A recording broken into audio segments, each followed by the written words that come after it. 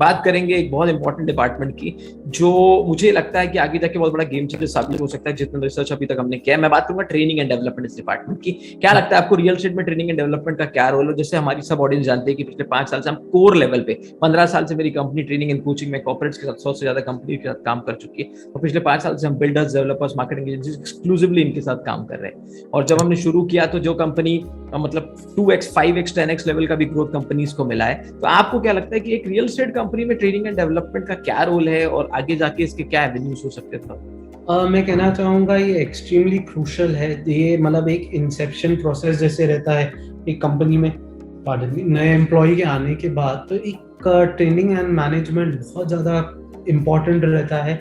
आप उसे आउटसोर्स कीजिए या इन हाउस ही चलाइए, बट देन ट्रेनिंग जब तक आप एक फॉर्मल ट्रेनिंग नहीं दोगे और उनको आप प्रोसेसेस के बारे में और उनके day to day work style के, तो वो हिंड्रेंसेस आने ही हैं। ऑफ कोर्स सब लोग एक एक्सपीरियंस लेके नहीं आते हैं, तो जो अनएक्सपीरियंस लोग हैं स्पेसिफिकली उधर ट्रेनिंग की बहुत ज़्यादा ज़रूरत है। आपकी कंपनी के बारे में थोड़ा कहना चाहूँगा कि आपकी कंपनी बहुत बढ़िया काम कर रही है, और एक मैं कहना चाहूँगा कि छोटा सा हमारे प्लेट में से एक टेंशन निकाल देती है कि एक नया एम्प्लॉय आया है तो उसको मैं पूरा समझाऊं, अपने हिसाब से समझाऊं, और वर्सेस एक प्रोफेशनल जो 10, 12, 15 सालों से यही फील्ड में वो समझा, उसमें बहुत ज़्यादा फर्क रहता है।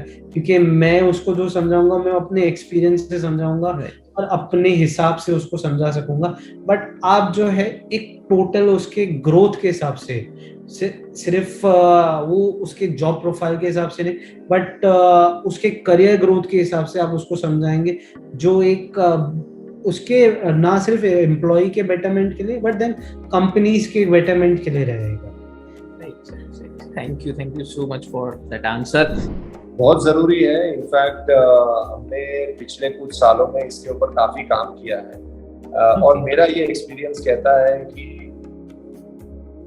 सिर्फ एक ट्रेनिंग एंड डेवलपमेंट एक ब्रॉडली कुछ कोर्सेज को करने से नहीं हो जाता है। You should have a structured approach. You should have a structured approach is very important, and unless you have a structured approach, you will not be able to increase the competency of the person who is working on ground या in the office. Like for example, अगर मैं किसी एक engineer की बात करूं, जब वो एज ए फ्रेशर ज्वाइन करता है और जो वो काम कर रहा है, अगर उसकी कॉम्पिटेंसीज को टाइम टू टाइम आपने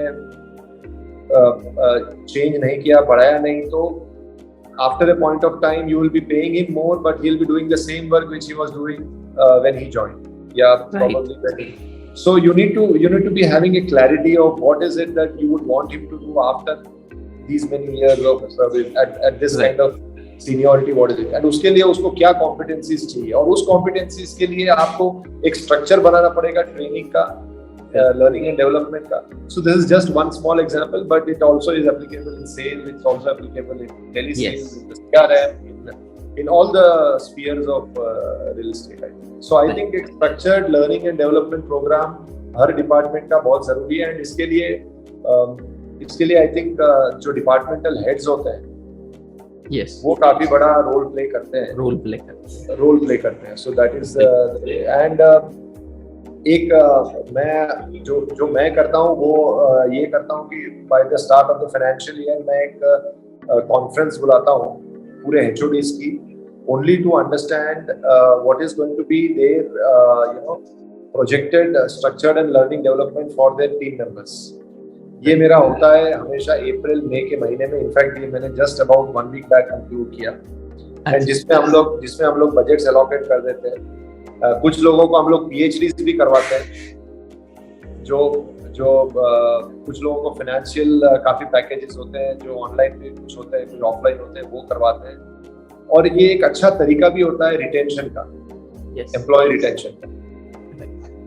तो ये सब चीजें। चलिए, बहुत बढ़िया दोस्तों, हम आपको बताना चाहेंगे जैसा तपस जी ने बताया, और सेम उसी तरीके से जो मॉडल हमने डिजाइन किया, क्योंकि रियल एस्टेट गेम चेंजर ये सिर्फ एक किताब नहीं है। रियल एस्टेट गेम चेंजर एक ऐसा ट्रेनिंग सिस्टम है जो हम अलग अलग कंपनियों में इंप्लीमेंट करते हैं। Tools, strategies, hand holding, coaching, 3 महीना, 6 महीना, 9 महीना कंपनियों के साथ काम करके, उनके एक्सवाइजेड टर्नओवर को मेजर करके, उनके हर डिपार्टमेंट की कॉम्पिटेंसी को मेजर करके, वहां से लेकर ग्रोथ तक उनको हैंड होल्डिंग के साथ लेकर जाना। This is the process what we follow. और बहुत बेहतरीन तरीके से तपस जी ने बताया कि कैसे ये सब चीजें जब प्रैक्टिकली की जाती है, 1-2 दिन से कोई फर्क नहीं पड़ता। Development is a long term process, takes time. तो thank you so much for sharing that in detail. और वही हम करते हैं real estate game changer training system में बहुत सारी कंपनीज के साथ। और जो रिजल्ट्स मैंने आपको बताया वो तभी आ पा रहे हैं क्योंकि हम हैंड होल्डिंग, कोचिंग सब कुछ करते हैं to take them to the next level. आज के दिन में अमेरिका आज के दिन में अगर ग्लोबल लीडर है because they do research, right. उनके पास में इंटेलेक्चुअल प्रॉपर्टी राइट है।